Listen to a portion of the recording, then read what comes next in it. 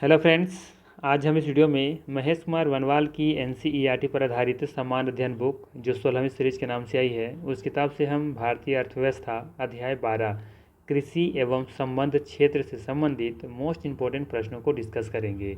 इससे पहले ऑलरेडी हमने 11 अध्याय करा रखा है, उसका लिंक डिस्क्रिप्शन में दिया हुआ है या फिर प्लेलिस्ट में जाके आप चेकआउट कर सकते हैं। तो चलिए फिर शुरू करते हैं आज का पहला सवाल से। आज का पहला सवाल रहेगा आपके लिए। पहला है, निम्नलिखित में से कौन सा भारत में भूमि सुधार का हिस्सा नहीं है। ठीक है, बताना है। यहाँ पे 4 ऑप्शन दिए हुए हैं, इसमें बताना है कि कौन सा एक इसमें भूमि सुधार का हिस्सा नहीं है। पहला कह रहा है कि जमींदारी प्रथा का उन्मूलन। बी ऑप्शन कह रहा है कि भूमि जोतों की अधिकतम सीमा का निर्धारण करना। सी ऑप्शन में है काश्तकारी सुधार और डी ऑप्शन में बहुफसलीय योजना। तो बात करें यहाँ पे हम लोग पहला ऑप्शन के बारे में कि जमींदारी प्रथा का उन्मूलन करना, तो ये बिल्कुल सही है, भूमि सुधार का ये हिस्सा था। ठीक है। बात करें हम लोग सेकेंड ऑप्शन के बारे में कि भूमि जोतों की अधिकतम सीमा का निर्धारण करना, बिल्कुल सही है। भूमि जोत को हम लोग क्या कर रहे हैं, यहाँ पे अधिकतम सीमा निर्धारण कर रहे हैं। मतलब ये हुआ कि छोटे छोटे जो भूमि टुकड़े हैं उसमें हम लोग क्या कर रहे हैं, उसको एक मिला करके उसको जोतों की उसको क्या करें, सीमा अधिक करेंगे। ठीक है, तो ये भी कथन सही है। इसके बाद था काश्तकारी सुधार। तो काश्तकारी सुधार मतलब ये होता है कि इसके माध्यम से किसानों को जोत का अधिकार प्रदान करना था तथा जमींदारों के अत्याचार से रक्षा करना था। ठीक है, तो ये भी कथन सही है, भूमि सुधार का हिस्सा का ये एक हिस्सा था। ठीक है। और बात करें डी ऑप्शन के बारे में, तो दिया है कि बहुफसलीय योजना है ना, बहुत सारे फसल लगाने की योजना थी, ये भूमि सुधार का हिस्सा नहीं है। ठीक है, तो डी ऑप्शन यहाँ पे बिल्कुल सही हो जाएगा। चलिए आगे देखते हैं अगला क्वेश्चन क्या है। अगला सवाल है, राष्ट्रव्यापी मृदा स्वास्थ्य card scheme, soil health card scheme का उद्देश्य क्या है। पहला ऑप्शन में है सिंचित कृषि योग्य क्षेत्र का विस्तार करना। बी ऑप्शन में है मृदा गुणवत्ता के आधार पर किसानों को दिए जाने वाले ऋण की मात्रा के आकलन में बैंकों को समर्थ बनाना। सी ऑप्शन में दिया है कि कृषि भूमि में उर्वरकों के अति उपयोग को रोकना। डी ऑप्शन में उपर्युक्त में से सभी। बताना यहाँ पे कौन सा कथन सही होगा। तो बात करें लोग पहला कथन के बारे में यहाँ पे, तो पहला कथन दिया है कि सिंचित कृषि योग्य क्षेत्र का विस्तार करना, तो ये राष्ट्रव्यापी मृदा स्वास्थ्य कार्ड का स्कीम का ये उद्देश्य नहीं था। ठीक है। बी ऑप्शन कह रहा है कि मृदा गुणवत्ता के आधार पर किसानों को दिए जाने वाले ऋण की मात्रा के आकलन में बैंकों का समर्थ बनाना, तो ये भी कथन गलत है यहाँ पे। सी ऑप्शन में दिया है कि कृषि भूमि में उर्वरकों के अति उपयोग को रोकना, ये बिल्कुल सही दिख रहा है यहाँ पे। ठीक है, कृषि भूमि में उर्वरकों के अति उपयोग को क्या करना था, रोकना था। ठीक है, मृदा स्वास्थ्य कार्ड स्कीम का जो उद्देश्य था ये था कि कृषि भूमि में उर्वरकों के अति उपयोग को रोकना। ठीक है, अब यहाँ पे थोड़ा सा हम लोग जान लेते हैं कि यह स्कीम कब का है। तो ध्यान रखना है, यह स्कीम 2015 में आई थी। ठीक है, 2015 में। ठीक है, 19 फरवरी को।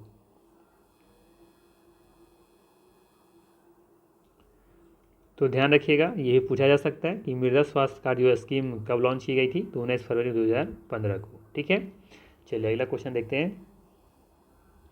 अगला सवाल है यहाँ पे, निम्नांकित में से कौन सा उपाय कृषि संरचना को कृषि विकास के लिए प्रेरक बनाने हेतु अपनाया गया है। सवाल क्या है, निम्नांकित में से कौन सा उपाय कृषि संरचना को कृषि विकास के लिए प्रेरक बनाने हेतु अपनाया गया है। पहला है मध्यस्थों की समाप्ति, भू धृति सुधार, जोतों की हदबंदी, उपर्युक्त में से सभी। तो ध्यान रखिएगा यहाँ पे ये सभी उपाय अपनाए गए हैं, तो डी ऑप्शन यहाँ पे सही हो जाएगा। अगला सवाल है, भारत में सीमांत जोत का आकार कितना है, 5 हेक्टेयर से अधिक, 2 हेक्टेयर से 4 हेक्टेयर, 1 हेक्टेयर से 2 हेक्टेयर या फिर 1 हेक्टेयर से कम। तो याद रखिएगा 1 हेक्टेयर से कम जोत वालों को यहाँ पे सीमांत जोत कहा जाता है, तो डी ऑप्शन यहाँ पे बिल्कुल सही हो जाएगा। ठीक है, अगला सवाल है, भारत में धीमी कृषि विकास गति के निम्नलिखित में से कौन प्रभावी कारण है। सवाल है कि भारत में धीमी कृषि विकास गति के लिए निम्नलिखित में से कौन प्रभावी कारण है।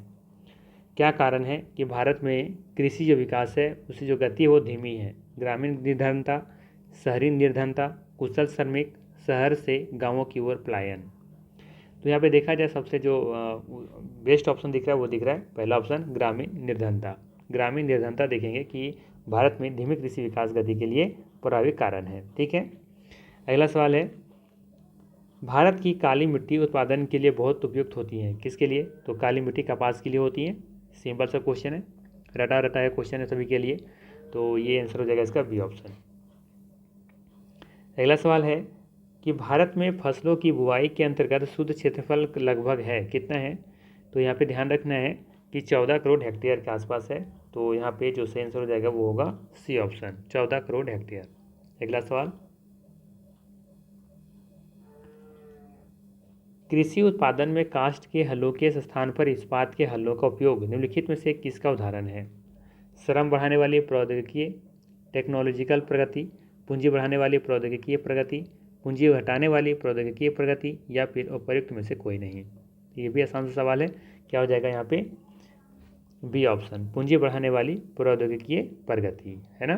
क्योंकि हम क्या कर रहे हैं, कास्ट के जगह पर लोग किसका प्रयोग कर रहे हैं? इस्पात का हल का प्रयोग कर रहे हैं, तो यहाँ पे क्या होगा? पूंजी बढ़ाने वाली प्रौद्योगिकीय प्रगति होगी। यहाँ पे पूंजी आपको ज़्यादा लगेगा ना। अगला सवाल है, निम्न में से किस प्रांत में सोयाबीन खेती के अंतर्गत क्षेत्र सर्वाधिक है? ठीक है, किस प्रांत में, किस क्षेत्र में बताना है आपको कि सोयाबीन खेती के लिए अंतर्गत जो क्षेत्र है वो सबसे ज़्यादा है? उत्तर प्रदेश, बिहार, मध्य प्रदेश या महाराष्ट्र? याद रखना है यहाँ पे मध्य प्रदेश इसका सही आंसर हो जाएगा। सोयाबीन के लिए जो सबसे ज़्यादा जो क्षेत्र आता है वो है मध्य प्रदेश। अगला सवाल है, निम्नलिखित में से कृषि उत्पादन को प्रभावित करने वाले संस्थागत कारक हैं? निम्नलिखित में से कृषि उत्पादन को प्रभावित करने वाले संस्थागत कारक कौन से हैं? पहला दिया है जमींदारी प्राप्ति का उन्मूलन, सेकेंड दिया है मध्यस्थों का अंत, खेतों का उपविभाजन व विखंडन रोकना, और फोर्थ ऑप्शन दिया है कि उन्नत किस्म के बीज एवं उर्वरक। बताना है यहाँ पे उपर्युक्त कथन में कौन सा सही नहीं है। ठीक है, कौन सा कथन यहाँ पे सही नहीं है, ये पूछा जा रहा है आपसे। तो देखें यहाँ पे सवाल पूछ रहा है आपसे कि निम्नलिखित में से कौन सा कृषि उत्पादन को प्रभावित करने वाले संस्थागत कारक हैं। ठीक है, तो यहाँ पे देखेंगे पहला कथन जो दिया है कि जमींदारी प्राप्ति का उन्मूलन, तो इससे कोई भी कृषि उत्पादन प्रभावित होगा क्या? नहीं होगा ना, तो ये तो नहीं होगा। फिर कह रहा है मध्यस्थों का अंत, मध्यस्थों का अंत होने से कृषि उत्पादन को क्या प्रभावित करेगा? ये भी ऐसा नहीं होगा। ठीक है, फिर कह रहा है थर्ड ऑप्शन में कि खेतों का उपविभाजन व विखंडन रोकना। ठीक है, तो खेतों का विभाजन और विखंडन रोकना तो मे भी हो सकता है उत्पादन को प्रभावित करने वाले संस्थागत कारक नहीं है। ठीक है, लेकिन डी ऑप्शन जो फोर्थ ऑप्शन दिया है ना, ये बिल्कुल सही दिख रहा है आपको कि उन्नत किस्म के बीज एवं उर्वरक, ये कृषि उत्पादन को प्रभावित जरूर करेगा, है ना, उन्नत किस्म के बीज और उर्वरक। तो फोर्थ ऑप्शन यहाँ पे सिर्फ सही दिख रहा है, लेकिन यहाँ पे फर्स्ट सेकेंड थर्ड जो है ये कोई भी संस्थागत कारक नहीं है, तो यहाँ पे जो सही आंसर हो जाएगा वो होगा आपका सी ऑप्शन। अगला सवाल है, निम्नलिखित में से कौन सा संगठन कृषि विपणन और कृषक अनुकूल सुधार सूचकांक जारी करता है? ध्यान रखिएगा, इकोनॉमिक्स अगर आपका सब्जेक्ट है तो इम्पोर्टेंट सवाल है यहाँ से कि पूछ रहा है आपसे कि निम्नलिखित में से कौन सा संगठन कृषि विपणन और कृषक अनुकूल सुधार सूचकांक जारी करता है? कृषि सहकारिता एवं किसान कल्याण विभाग, या फिर कृषि लागत और मूल्य आयोग, या फिर नीति आयोग, या फिर खाद्य प्रसंस्करण उद्योग मंत्रालय? याद रखना है आपको यहाँ पे नीति आयोग। ठीक है, नीति आयोग की स्थापना कब हुई थी? 2015 में। चलिए आगे देखते हैं, योजना आयोग के स्थान पर इसको लाया गया था। अगला सवाल है, निम्नलिखित में से कौन सा कृषि उत्पाद अपने निर्यात से देश के लिए सर्वाधिक विदेशी मुद्रा प्राप्त करता है?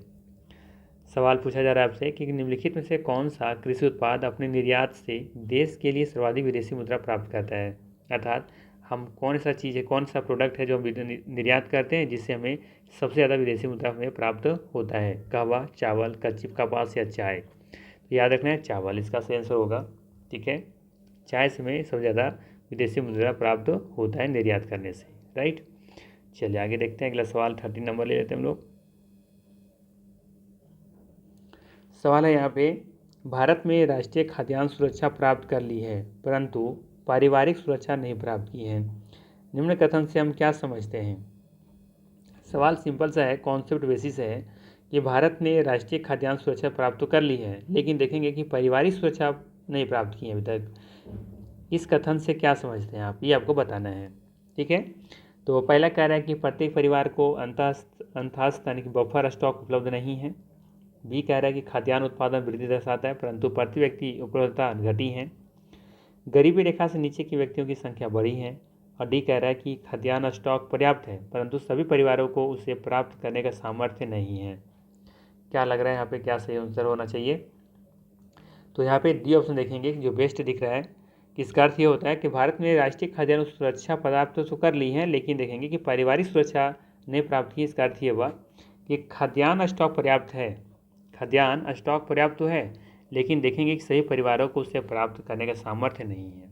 राइट, तो डी ऑप्शन यहाँ पे सही होगा। अगला सवाल है, भारत द्वारा आयातित कृषि जिंसों में पिछले 5 वर्षों में निम्नलिखित में से किस एक का मूल्य के आधार पर अधिकतम आयात रहा है। सवाल है, भारत द्वारा आयातित कृषि जिंसों में पिछले 5 वर्षों में निम्नलिखित में से किस एक का मूल्य के आधार पर अधिकतम आयात रहा है। तो याद रखिएगा वनस्पति तेल इसका सही आंसर होगा। ठीक है, डी ऑप्शन। अगला है, पूछा यहाँ पे निम्नलिखित कथनों पर विचार करना है। पहला कथन दिया है कि विश्व में भारत एकमात्र देश है जो रेशम के ज्ञात सभी 5 व्यापारिक प्रकार को उत्पन्न करता है। और सेकंड कह रहा है कि भारत विश्व में चीनी का सबसे बड़ा उत्पादक है। उपरोक्त कथन में कौन सा कथन यहाँ पे सही है आपसे पूछ रहा है। ठीक है, तो देखेंगे यहाँ भारत जो है वो विश्व में चीनी का सबसे बड़ा उत्पादक नहीं है। ठीक है, लेकिन यहाँ पर देखेंगे जब पहला कथन सही दिख रहा है कि विश्व में भारत एकमात्र ऐसा देश है जो रेशम के ज्ञात सभी 5 व्यापारिक प्रकार का उत्पन्न करता है। ठीक है, तो ये बिल्कुल सही है, तो सेकेंड कथन यहाँ पे गलत हो जाएगा। ठीक है, तो यहाँ पे जो सही आंसर वो दिख रहा है पहला ऑप्शन, केवल 1। ठीक है, ध्यान रखना है कि भारत विश्व में चीनी का दूसरा सबसे बड़ा उत्पादक है। ठीक है, ठीक है, सबसे बड़ा नहीं होगा, दूसरा होगा, ध्यान रखिएगा, दूसरा सबसे बड़ा उत्पादक देश है। ठीक है, पहला शायद ब्राज़ील है। ठीक है, लेकिन हाँ बात ध्यान रखिएगा कि भारत विश्व में चीनी का उपभोग करने के मामले में नंबर 1 पर है। ठीक है, कंज्यूम करने के मामले में जो भारत है वो सब नंबर 1 पर है, ये ध्यान रखना है। ठीक है, 2 चीज़ें हैं यहाँ पे, एक तो उत्पादक है उत्पादन करना, और एक होता है उपभोग करना, कंज्यूम करना। ठीक है, तो उत्पादन करने में दूसरा स्थान पर है, पहले स्थान पर शायद ब्राज़ील है, थोड़ी बार देख लीजिएगा। और बात करें हम लोग उपभोग करने के मामले में तो ये भारत प्रथम स्थान पर है, ये ध्यान रखिएगा। ठीक है, चलिए आगे देखते हैं। अगला सवाल है, निम्नलिखित में से कौन सा भारतीय कृषि की निम्न उत्पादकता का कारण नहीं है। बताना है आपको यहाँ पे कि भारतीय कृषि के जो निम्न उत्पादकता है यानी कि कम उत्पादन हो रहा है, तो उसका कारण इसमें से कौन नहीं है। पहला है कि जनसंख्या का दबाव, दूसरा प्रच्छन्न बेरोजगारी, सी है सहकारी कृषि, और एक होता है भूजोत का छोटा आकार। बताना यहाँ पे कि भारतीय कृषि का निम्न उत्पादकता का कारण नहीं है। तो ये भी आसान सा सवाल दिख रहा है, कौन सा हो जाएगा, सी ऑप्शन है ना, सहकारी कृषि। सहकारी कृषि निम्न उत्पादकता का कारण ये नहीं है। जनसंख्या का दबाव होगा, प्रच्छन्न बेरोजगारी भी होगा। प्रच्छन्न बेरोजगारी तो शायद हम पिछला भी कई वीडियो में बता रखे हैं। प्रच्छन्न बेरोजगारी मतलब होता है कि एक ही काम में कई लोग लगा होना। जैसे कि देखेंगे कृषि क्षेत्र में ज़्यादातर लोग होते हैं कि एक फैमिली है, एक परिवार का 10 आदमी है तो 10 आदमी उस कृषि कार्य में लगे हुए हैं, जबकि वहाँ पे 5 आदमी भी लगे होते तो भी उस काम को पूरा सफिशिएंटली कर सकते थे। लेकिन फिर देखेंगे कि उसी काम में जहाँ पे 5 आदमी कर सकते हैं, 6 आदमी कर सकते हैं, वहाँ पे 10 आदमी लगे हुए हैं।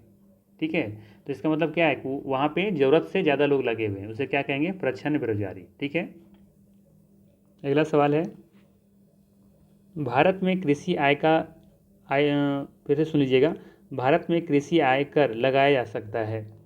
भारत में कृषि आयकर लगाया जा सकता है राज्य सरकारों के द्वारा, केंद्र सरकार द्वारा, स्थानीय सरकारों के द्वारा, या फिर केंद्र तथा राज्य सरकारों के द्वारा। तो ध्यान रखना है, सिंपल सा, स्टेट गवर्नमेंट के द्वारा लगाया जाता है, राज्य सरकारों के द्वारा।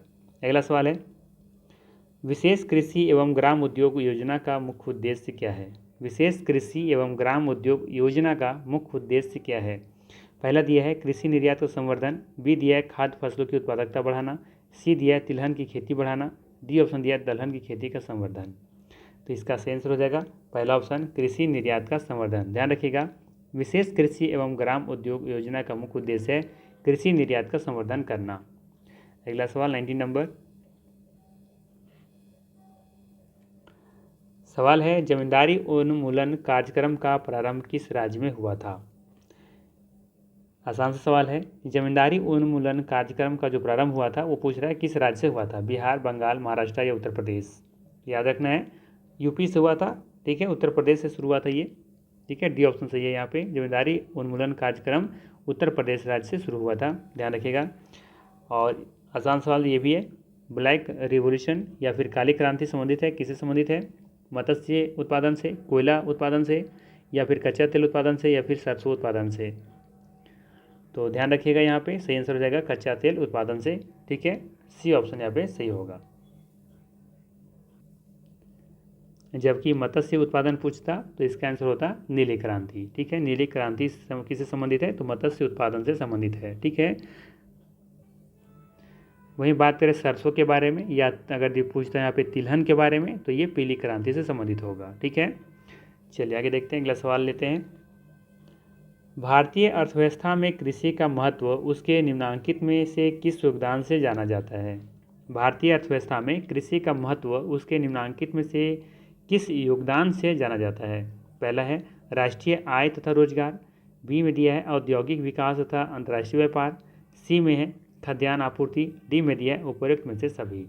आसान सा सवाल, इसका भी क्या हो जाएगा? D option. ठीक है, बात करें हम लोग भारतीय अर्थव्यवस्था में कृषि का महत्व उसके निम्नलिखित में से किस योगदान से जाना जाता है, तो बात करें चाहे राष्ट्रीय आय तथा रोजगार हो, या फिर औद्योगिक विकास तथा अंतर्राष्ट्रीय व्यापार हो, खाद्यान्न आपूर्ति हो, ये सभी देखेंगे कि इसमें योगदान के रूप में जाना जाता है। तो डी ऑप्शन सही हो जाएगा।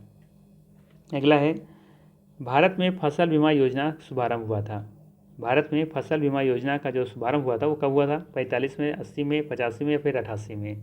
तो याद रखना यहाँ पे 1985 में शुरू हुआ था। ठीक है, सी ऑप्शन बिल्कुल यहाँ पे सही हो जाएगा। ध्यान रखिएगा, भारत में फसल बीमा योजना का शुभारंभ 1985 में शुरू हुआ था। ठीक है, अगला सवाल है व्यापक फसल बीमा योजना के स्थान पर राष्ट्रीय कृषि बीमा योजना कब लागू की गई? सिंपल से सवाल पूछा जा रहा है आपसे कि व्यापक फसल बीमा योजना के स्थान पर राष्ट्रीय कृषि बीमा योजना लागू की गई कब? 97 में, 98 में, 99 में, या फिर 2000 में? तो ये ध्यान रखिएगा 1999 में। ठीक है, यहाँ पे सी ऑप्शन बिल्कुल सही हो जाएगा। ध्यान रखिएगा, राष्ट्रीय कृषि बीमा योजना लागू की गई थी कब? 1999 में। अगला सवाल है 8वीं योजना के अंतर्गत योजना आयोग ने भारत को जितने प्रमुख कृषि जलवायु प्रदेशों में विभक्त किया था वह संख्या कितनी है? 8वीं योजना के अंतर्गत योजना आयोग ने भारत को जितने प्रमुख कृषि जलवायु प्रदेशों में विभक्त किया था वह संख्या कितनी है? सिंपल सा सवाल ये पूछा जा रहा है आपसे कि कृषि जलवायु प्रदेशों में जो है भारत को कितने कृषि, फिर से सुन लीजिएगा, सवाल सिंपल सा ये पूछ रहा है आपसे कि भारत में कृषि जलवायु प्रदेशों में विभक्त किया गया, कितने कृषि जलवायु प्रदेशों में विभक्त किया गया है? 10, 15, 20, 25। और ये विभक्त जो किया गया था ये 8वीं योजना के अंतर्गत जो ये मतलब कि विभक्त किया गया था। ठीक है, तो यहाँ पे जो सही आंसर हो जाएगा वो हो जाएगा आपका 15। ठीक है, 15 जलवायु प्रदेशों में विभक्त किया गया था। जैसे देखते हैं ना कोपेन ने, त्रिवार्था ने, ये सभी ने देखे होंगे कि भारतीय जलवायु को अलग अलग 6, 7, 9 इस तरह से विभाजित किया है। तो उसी तरीके से जो योजना आयोग है वो भारत के जो कृषि जलवायु प्रदेश उसको वो उन्होंने 15 भागों में व्यक्त किया था। ठीक है, वही ध्यान रखना है 8वीं पंचवर्षीय योजना जो थी ये इसका जो कार्यकाल था वो था 1992 से 97, मतलब अवधि। ठीक है, पीरियड जो थी 1992 से लेकर 97 तक चला था। ठीक है, और 8वीं पंचवर्षीय योजना का जो मुख्य उद्देश्य था रोजगार सृजन करना था और साथ ही साथ जनसंख्या पे नियंत्रण करना था। ठीक है, 8वीं पंचवर्षीय योजना का। ठीक है, और जो पंचवर्षीय योजना जो शुरुआत हुई थी है 1951 से लेकर के 1956, ये प्रथम पंचवर्षीय योजना है ये। ठीक है, अगला सवाल ले लेते हैं हम लोग। निम्नलिखित में से कौन सा राज्य राष्ट्रीय बागवानी मिशन अर्थात नेशनल हॉर्टिकल्चर मिशन से आच्छादित है? जम्मू एवं कश्मीर, अरुणाचल प्रदेश, उत्तर प्रदेश, या फिर हिमाचल प्रदेश? ध्यान रखना है यहाँ पे उत्तर प्रदेश इसका सही आंसर हो जाएगा। ठीक है, उत्तर प्रदेश राष्ट्रीय बागवानी मिशन से आच्छादित है। ठीक है, तो यहाँ पे 25 का सी बिल्कुल सही आंसर होगा। नेक्स्ट है राष्ट्रीय हॉर्टिकल्चर मिशन किस पंचवर्षीय योजना में आरंभ किया गया था? राष्ट्रीय हॉर्टिकल्चर मिशन किस पंचवर्षीय योजना में आरंभ किया गया था? तो ध्यान रखना है यहाँ पे 10वीं पंचवर्षीय योजना में। ठीक है, तो यहाँ पे बी ऑप्शन बिल्कुल सही हो जाएगा। बात करें हम लोग कि ये 10वीं पंचवर्षीय योजना का कार्यकाल कितनी थी, तो याद रखना है 2002 से लेकर के 2007 तक। ठीक है, और 11वीं पंचवर्षीय योजना हो जाएगा 2007 से लेकर के 2012 तक, और 12वीं पंचवर्षीय योजना 2012 से लेकर के 2017 तक चली थी। ठीक है, और ये आखिरी पंचवर्षीय योजना साबित हुई। ठीक है, क्योंकि इसके स्थान पर फिर क्या आ गया था? नीति आयोग। ठीक है, तो ये ध्यान रखिएगा। चलिए आगे देखते हैं 27 नंबर क्या है। निम्नलिखित में से कौन सा राष्ट्रीय बागवानी मिशन का उद्देश्य नहीं है? राष्ट्रीय बागवानी मिशन का उद्देश्य नहीं है वित्तीय सहायता प्रदान करना, ठीक है, बागवानी क्षेत्र में ऊंची समृद्धि प्राप्त करना, इसके बाद है संयुक्तर व्यवस्था यानी कि पोस्ट हार्वेस्ट मैनेज, मानव संसाधन विकास। तो आसान सा सवाल दिख रहा है, पहला ही ऑप्शन नहीं होगा, वित्तीय सहायता प्रदान करना ये राष्ट्रीय बागवानी मिशन का उद्देश्य नहीं था, ठीक है। चलिए आगे देखते हैं। 28 नंबर कह रहा है कि राष्ट्रीय खाद्य सुरक्षा mission, national food security mission का उद्देश्य निम्नलिखित में से कौन सा नहीं है? ठीक है, 4 ऑप्शन दिए हुए हैं, इसमें से एक ऐसा ऑप्शन होगा जो कि राष्ट्रीय खाद्य सुरक्षा मिशन का उद्देश्य नहीं होगा। चलिए चेक करते हैं हम लोग। पहला क्या है? उच्च उत्पादक किस्म के बीजों का वितरण करना, बिल्कुल सही है, ठीक है, बिल्कुल सही दिख रहा है। राष्ट्रीय खाद्य सुरक्षा मिशन का जो उद्देश्य था ये था कि उच्च उत्पादक किस्म के बीजों का वितरण करना, ये सही है। बात करें हम लोग यहाँ पे बी में कि कह रहा है कि सुधारीकृत उत्पादन तकनीक का निर्देशन करना, तो ये भी कथन सही दिख रहा है। फिर सी में दिया है कि साख सुविधाओं का सुदृढ़ करना, ये कथन गलत दिख रहा है ना। साख सुविधाओं का सुदृढ़ करना ये राष्ट्रीय खाद्य सुरक्षा मिशन का ये उद्देश्य नहीं था। डी कह रहा है कि फसलों की नई विकसित किस्मों का प्रचार प्रसार करना, तो ये भी सही है, ठीक है। खाद्य सुरक्षा मिशन में देखेंगे कि फसलों की नई विकसित किस्मों का प्रचार प्रसार करना था, तो ये भी सही हो जाएगा। तो यहाँ पे सी ऑप्शन बिल्कुल सही है, साख सुविधाओं को सुदृढ़ करना। अगला है 29 नंबर, निम्नलिखित में से कौन ग्रामीण अर्थव्यवस्था में अंशदान नहीं देता है? ग्रामीण अर्थव्यवस्था में अंशदान नहीं देता है, कौन नहीं देता है? पशुपालन, ठीक है, पशुपालन ये तो देता है। निजी धन उधार देने का प्रचलन ये नहीं देता है, ठीक है, निजी धन उधार देने का प्रचलन जो है ये ग्रामीण अर्थव्यवस्था में अंशदान नहीं देता है। कुटीर उद्योग देगा और अच्छे उपकरणों की उपलब्धता ये भी ग्रामीण अर्थव्यवस्था में अंशदान देगा, ठीक है, लेकिन बी नहीं देगा यहाँ पे। अगला सवाल है, विश्व में हरित क्रांति के जनक कौन है? आसान सा सवाल, विश्व में हरित क्रांति के जनक कौन है? तो नॉर्मन ई बोरलॉग, ठीक है, तो ये ऑप्शन यहाँ पे बिल्कुल सही हो जाएगा। और भारत में पूछा जाएगा तो MS स्वामीनाथन इसका सही आंसर हो जाएगा, ठीक है। चलिए आगे देखते हैं। अगला सवाल है कि भारतीय हरित क्रांति का जन्मस्थली कहाँ है? पंतनगर, बंगलौर, दिल्ली या कानपुर? तो ध्यान रखिएगा, ये हो जाएगा आपका पंतनगर, ठीक है, पंतनगर इसका सही आंसर है। भारतीय हरित क्रांति की जन्मस्थली कहाँ पे है? पंतनगर। ध्यान रखना है कि ये पंतनगर आपको कहाँ देखने को मिलेगा? उत्तराखंड में, ठीक है, कहाँ देखने को मिलेगा? उत्तराखंड में, ठीक है। चलिए आगे देखते हैं। अगला सवाल है, भारत में हरित क्रांति ग्रीन रिवॉल्यूशन जब आरंभ हुई तो निम्नलिखित में से कौन इसमें संबंधित नहीं था? कौन इससे संबंधित नहीं था? MS Swaminathan, C Subramaniam, Indira Gandhi, Rafi Ahmad Kidwai? तो बताइए इसका क्या सही आंसर होना चाहिए? तो ध्यान रखिएगा, डी ऑप्शन यहाँ पे सही होगा, ठीक है, रफ़ी अहमद किदवई।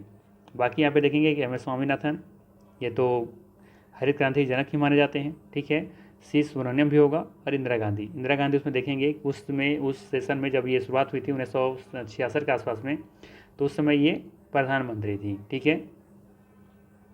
बाकी बात करें लो C सुब्रमण्यम के बारे में, तो ये भारत की आधुनिक कृषि विकास नीति के निर्माता के रूप में जाना जाता है इन्हें, ठीक है। उनके कार्यक्रम की सफलता के कारण देखेंगे कि 1972 में गेहूं का रिकॉर्ड उत्पादन हुआ था, ठीक है, तो ये भी देखेंगे कि हरित क्रांति से संबंधित हैं, ठीक है। रफ़ी अहमद किदवई इनसे कोई संबंधित नहीं है कृषि से, ठीक है।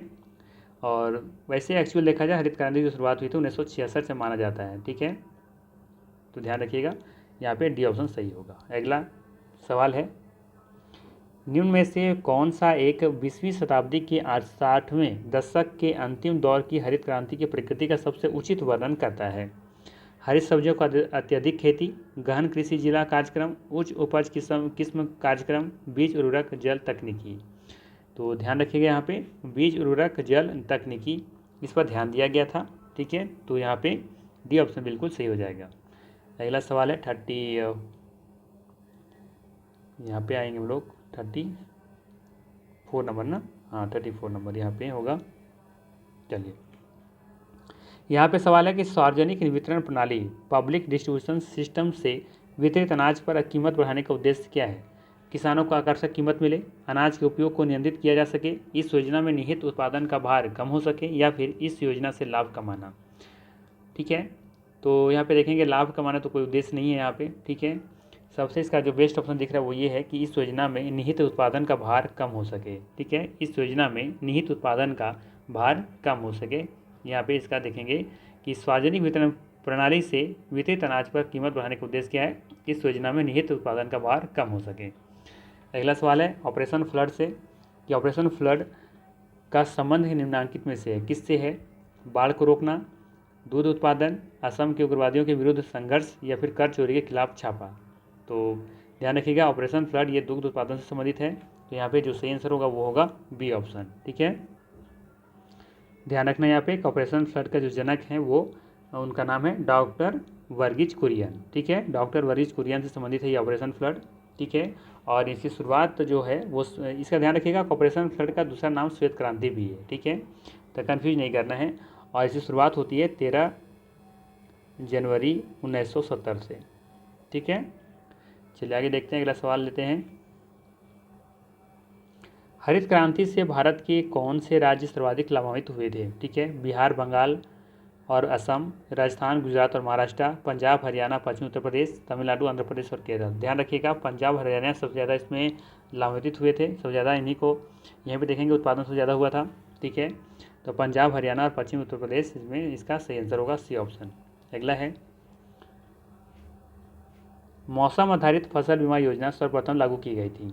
मौसम आधारित फसल बीमा योजना सर्वप्रथम लागू की गई थी, कहाँ पे लागू की गई थी आपको बताना है यहाँ पे। तो ध्यान रखना है कर्नाटक में। मौसम आधारित फसल बीमा योजना सर्वप्रथम कहाँ पे लागू की गई थी? कर्नाटक में, याद रहेगा। चलिए आगे देखते हैं 38 नंबर। निम्नलिखित में से कौन सी कृषि करने की प्रक्रिया पर्यावरण संरक्षण में सहायक है? सवाल है निम्नलिखित में से कौन सी कृषि करने की प्रक्रिया पर्यावरण संरक्षण में सहायक है?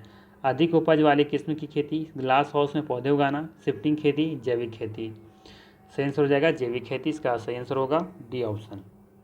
ध्यान रखिएगा जो जैविक खेती कृषि करने की प्रक्रिया पर्यावरण संरक्षण में सहायक होता है ना। जैविक खेती जो होता है वो पर्यावरण को संरक्षित करने में मदद करता है। ठीक है ना, जैविक खेती। जैविक खेती में हम लोग जो होता है ना आर्टिफिशियल जो खाद वगैरह होता है उसको हम लोग प्रयोग नहीं करते हैं।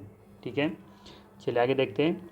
हरियाली योजना संबंधित है, किससे संबंधित है? फसल प्रबंधन से, मृदा प्रबंधन से, जल प्रबंधन से या फिर वन प्रबंधन से? आसान से सवाल क्या हो जाएगा? जल प्रबंधन से। ध्यान रखिएगा हरियाली योजना जल प्रबंधन से संबंधित है। ठीक है, तो यहाँ पे सी ऑप्शन बिल्कुल सही हो जाएगा। अगला सवाल है विशेष कृषि उपज योजना का संबंध है। विशेष कृषि उपज योजना का संबंध किससे आपको बताना है यहाँ पे। तो ध्यान रखिएगा विशेष कृषि उपज योजना का जो संबंध है वो है कृषि पदार्थों के निर्यात के उछाल से। ठीक है, तो सी ऑप्शन यहाँ पे सही होगा। ठीक है, चलिए आगे चलते हैं 41 नंबर। अब सवाल है यहाँ पे कि निम्नलिखित में से कौन सा भूमि सुधार के अंतर्गत नहीं आता है? चकबंदी, शायद ये क्वेश्चन रिपीट हुआ क्या, मे भी थोड़ा सा कुछ चेंजेस रखता है, ऑप्शन कुछ अलग है, लेकिन इस तरह का सवाल पहले भी आ चुका था। ठीक है, तो यहाँ पे इसका देखेंगे कि चकबंदी तो है, काश्तकारी भी होगा, ड्रिप सिंचाई भी होगा, लेकिन सहकारी खेती जो है ये इसके भूमि सुधार के अंतर्गत नहीं आएगा। ठीक है, माफ़ कीजिएगा यहाँ पे सहकारी खेती होगा। ठीक है, ड्रिप सिंचाई होगा। ठीक है, यहाँ पे जो सही आंसर है वो ड्रिप सिंचाई है, ये भूमि सुधार के अंतर्गत ड्रिप सिंचाई नहीं होगा। ठीक है, ध्यान रखिएगा कि स्वतंत्रता के बाद भूमि के स्वामित्व की प्रणाली में परिवर्तन लाने के लिए 1950 में भूमि सुधार अधिनियम लाया गया था। ठीक है, जमीन अमीर जमींदारों से छीन ली गई थी और गरीब लोगों के बीच वितरित कर दी गई। साथ ही साथ देखेंगे कि भूमि सुधार की प्रक्रिया का उद्देश्य जो था वो समानता बढ़ाना था और शोषण को दूर करना था। भूमि चकबंदी और सहकारी खेती भूमि सुधार का हिस्सा है, जबकि ड्रिप सिंचाई जो है वो इसका हिस्सा नहीं है। ये ध्यान रखना है आपको यहाँ पे, तो डी ऑप्शन सही होगा। अगला सवाल है किसान क्रेडिट कार्ड योजना का प्रारंभ किया गया था, किस वर्ष में किया गया था? ये यहाँ पे आपसे पूछा गया है, तो ध्यान रखिए ना है किसान क्रेडिट कार्ड योजना शुरुआत की गई थी आपका 1998 और 99 में, तो अर्थात सी ऑप्शन यहाँ पे सही हो जाएगा। अगला सवाल है हैंडबुक ऑफ एग्रीकल्चर प्रकाशित होती हैं। हैंडबुक ऑफ एग्रीकल्चर प्रकाशित होती हैं, कहाँ से होती हैं? तो ध्यान रखना है ये प्रकाशित होती है भारतीय कृषि अनुसंधान परिषद से। भारतीय कृषि अनुसंधान परिषद से ये प्रकाशित होती हैं, ध्यान रखना है। 44 नंबर सवाल है निम्नलिखित में से किस निजी क्षेत्र के बैंक ने किसानों के लिए ई किसान धन ऐप प्रारंभ किया है? इंपॉर्टेंट सवाल है, ध्यान रखिएगा किस निजी क्षेत्र के बैंक ने किसानों के लिए ई किसान धन ऐप प्रारंभ किया है? तो इसका सही आंसर हो जाएगा HDFC बैंक। ठीक है, ये ऑप्शन बिल्कुल सही हो जाएगा। अगला है, राष्ट्रीय स्तर पर कृषि विपणन सहकारिता का शीर्ष संगठन है। राष्ट्रीय स्तर पर कृषि विपणन सहकारिताओं का शीर्ष संगठन कौन सा, ये आपको बताना है यहाँ पे। तो ध्यान रखिएगा, नफेड। ठीक है, क्या हो जाएगा, सी ऑप्शन यहाँ पे बिल्कुल सही हो जाएगा, नफेड। बाकी अगर आपसे नफेड का फुल फॉर्म पूछ लिया जाए तो ध्यान रखिएगा, एन फोर होता है आपका यहाँ पे नेशनल, ए फोर होता है एग्रीकल्चर, ठीक है, और इसके आगे लिखा रहता है cooperative marketing federation of India limited. ठीक है, तो यहाँ पे ध्यान रखना है, नेफेड का जो फुल फॉर्म है वो होता है national agriculture cooperative marketing federation of India limited. ठीक है, तो ये ध्यान रखना है आपको यहाँ पे। और हम लोग बात कर रहे हैं यहाँ पे कि इसकी स्थापना कब हुआ था, तो इसका स्थापना हुआ था एक नहीं 2 अक्टूबर। ठीक है, 2 अक्टूबर 1958 को, ठीक है, 2 अक्टूबर 1958 को स्थापित किया गया था इसे, नफेड को। ठीक है, चलिए आगे देखते हैं। अगला सवाल है, भारत में कृषि उत्पादों के बाजार को किसके अधीन विनियमित किया जाता है। भारत में कृषि उत्पादों के बाजार को किसके अधीन विनियमित किया जाता है। तो ध्यान रखना है यहाँ पे, बी ऑप्शन, राज्यों द्वारा अधिनियमित कृषि उत्पाद विपणन समिति अधिनियम। ठीक है, इनके अधि द्वारा ये विनियमित किया जाता है, बी ऑप्शन सही होगा यहाँ पे। अगला सवाल है 47 नंबर, निम्नलिखित में से किस वर्ष खाद्यान्न उत्पादन में वृद्धि दर ऋणात्मक रही। सवाल है, किस वर्ष खाद्यान्न उत्पादन में वृद्धि दर ऋणात्मक रही थी। 2000 से 2001 के बीच में, या 2001 से 2002, या 2002 से 2003, या 2003 से 2004। इसका सही आंसर है 2002 से 2003। ठीक है, अगला सवाल, गोल्डन राइस, ठीक है, सुनहरा चावल, ध्यान रखिएगा, गोल्डन राइस में प्रचुरता सृजित की गई विटामिन ए की, विटामिन बी की, विटामिन डी की, या फिर विटामिन ई की। तो याद रखना यहाँ पे विटामिन ए की, ए ऑप्शन यहाँ पे बिल्कुल सही हो जाएगा। गोल्डन राइस में विटामिन ए की प्रचुरता सृजित की गई थी। ठीक है, विटामिन ए यहाँ पे सही होगा। अगला सवाल है 49 नंबर, सवाल है, कृषि उत्पादों की मांग पाई जाती है लचीली, शून्य लचीली, अस्थायित्वहीन, या फिर अनंत लचीली। तो इसका जो सही आंसर है वो है आपका सी ऑप्शन हो जाएगा यहाँ पे, अस्थायित्वहीन हो जाएगा। ठीक है, सी ऑप्शन यहाँ पे जो दिख रहा है वो आपका सही आंसर होगा। अगला सवाल है, किसी फार्म के चल लागत पूंजी में निम्नलिखित में से क्या शामिल नहीं है। किसी फार्म के चल लागत पूंजी में निम्नलिखित में से क्या शामिल नहीं है। बीज, उर्वरक, सिंचाई जल, भूमि राजस्व। तो यहाँ पे देखेंगे कि भूमि राजस्व शामिल नहीं है, बाकी बीज हो, चाहे उर्वरक हो, चाहे सिंचाई जल हो, ये सभी शामिल है, लेकिन भूमि राजस्व शामिल नहीं होगा। अगला सवाल 51 नंबर, निम्नलिखित में से कौन कृषि वित्त का प्रमुख सिद्धांत है। उद्देश्य, व्यक्ति, उत्पादकता नियोजन, या फिर उपरोक्त में से सभी। डी ऑप्शन सही हो जाएगा, उपरोक्त में से सभी। 52 नंबर क्वेश्चन है, वित्त वर्ष 2021 के लिए कृषि की विकास दर कितने प्रतिशत आंकी गई है। तो इस सवाल को छोड़ दीजिए। ठीक है, इसका नया डेटा आप देख लीजिएगा, अपडेट कर लीजिएगा, 2024 का जो होगा वो यहाँ इतना सवाल पूरा नहीं आएगा। वैसे इसका जो सही आंसर है वो है आपका 3.4%, बट इसको याद मत कीजिएगा, नया डेटा याद कीजिएगा जो अभी का होगा प्रेजेंट का। अगला सवाल है, गन्ने की उचित एवं लाभप्रद कीमत, जिसे शॉर्ट में FRP कहते हैं, को निम्नलिखित में से कौन अनुमोदित करता या करती है। आर्थिक मामलों की मंत्रिमंडल समिति, या कृषि लागत और कीमत आयोग, या फिर कृषि मंत्रालय का विपणन और निरीक्षण निदेशालय, या फिर कृषि उत्पाद विपणन समिति। ध्यान रखना है, ये ऑप्शन सही होगा यहाँ पे, आर्थिक मामलों की मंत्रिमंडल समिति।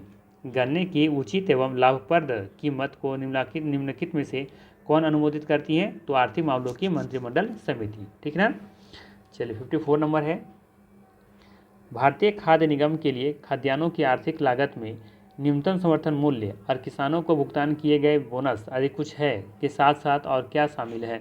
केवल परिवहन लागत, केवल ब्याज लागत, प्रापण्य प्रासंगिक प्रभार तथा वितरण लागत, या फिर प्रापण्य प्रासंगिक प्रभार तथा गोदामों के प्रभार।